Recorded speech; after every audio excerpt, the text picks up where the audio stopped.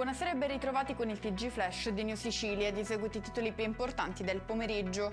2 incidenti mortali nel corso di poche ore in provincia di Catania. La prima vittima è una bimba di 15 mesi morta a Motta Sant'Anastasia a causa del violento impatto tra l'auto su cui viaggiava e il muro di un'abitazione.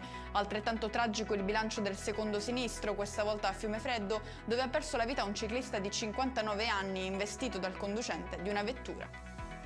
Proseguiamo ancora con la cronaca nera. Non ce l'ha fatta Tonino Macauda, operaio che lo scorso 6 maggio era rimasto gravemente ferito in seguito a una caduta da un'impalcatura mentre eseguiva dei lavori edili.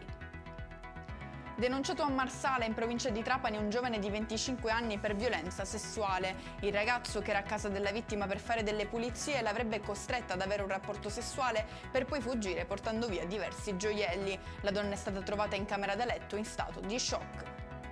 Ci spostiamo in una zona rurale tra Niscemi, in provincia di Caltanissetta, e Caltagirone, nel Catanese, dove una 56enne si è cosparsa di liquido infiammabile e ha appiccato il fuoco all'interno della propria auto con l'intento di farla finita. La donna è stata trovata in gravi condizioni e attualmente è ricoverata nel reparto Grandi Ustioni del Cannizzaro. In chiusura le previsioni meteo per domani. A dominare in Sicilia sarà un regime di alta pressione con temperature massime comprese tra 24 e 29 gradi. La Protezione Civile ha diramato uno stato di allerta arancione per quanto riguarda il rischio incendi. E con questo è tutto, prossimo appuntamento martedì alle 13:30. Grazie per averci seguito, buona serata.